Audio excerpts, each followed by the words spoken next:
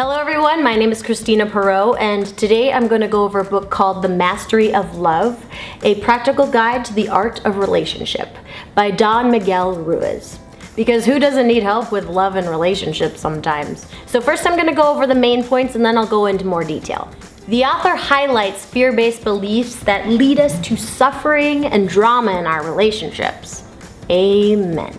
He shows us how to heal our emotional wounds that we carry with us from childhood and all our life, and restore our spirit of playfulness that is vital to our relationships. Now, a lot of what he talks about is based off of the Toltec tradition, and they basically preserve and explore the spiritual practices of the ancient ones. So a lot of people might be turned off by that, but I think it's fabulous.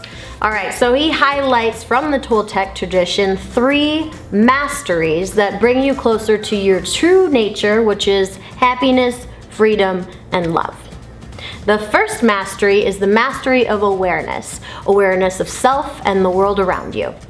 The second mastery is the one of spiritual transformation. This teaches us how to be spiritual warriors.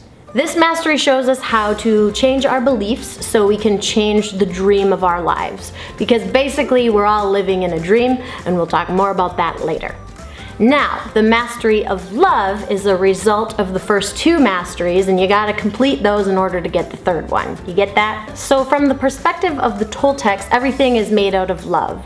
Love is life. So when we align with that love, that's when we get down to the true nature of ourselves, the life force of ourselves, who we truly are. Okay, so that's the gist of the book, and now I'll go over some points that he talked about that really is more based on love and relationships and all that gushy fun stuff. Okay, so let's talk about the first thing. So remember when I was talking about a dream? Let's get into that. So basically when you're born into a dream that is comprised of billions of dreams of people before us. These dreams that we live in are based off of our emotions, and emotions stem from 2 main sources, love and fear. Now, what is love? Love has no obligations, it has no expectations, it doesn't expect anything from you, it doesn't want you, oh, if this then that. It is unconditional. And then there's the other one, which is fear. And fear does not feel good, it is hurtful, it's disrespectful, it's jealousy, it's everything, it's sadness, it's everything that stems from fear. There's so many emotions based off of fear.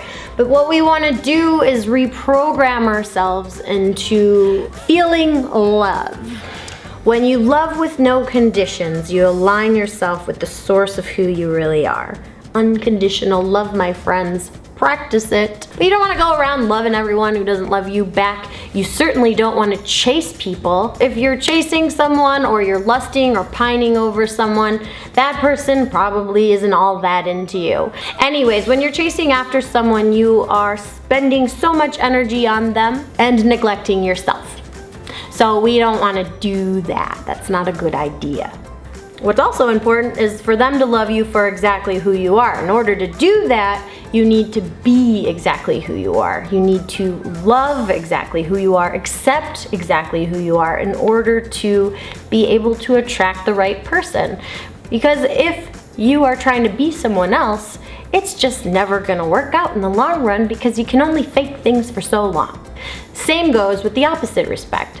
If he isn't exactly or she isn't exactly who you want them to be, then it's probably not going to work out because they aren't what you want. It's so simple, but for some reason it's so hard. But it's not hard. It's not hard because you're a powerful human being and you control your destiny.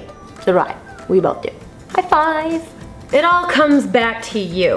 And if you are lacking a little bit of self-love or kind of realizing that your relationships are a little wonky, then that's when you gotta take a step back and start focusing on yourself and loving yourself, eating right, exercising, all those things. Focus on yourself before you get into a crummy relationship. It's kind of like being on a tennis team, right? You want to choose your partner according to who would be a good teammate in the game of life. But if they're like weak and they're always kind of like, oh my god, the ball, and you're just like, then you're not going to have a good game, and it's just not a good idea if one person depends on the other person. It's important to choose a partner that is very loving and accepting of who you are and who they are, because you can't change people.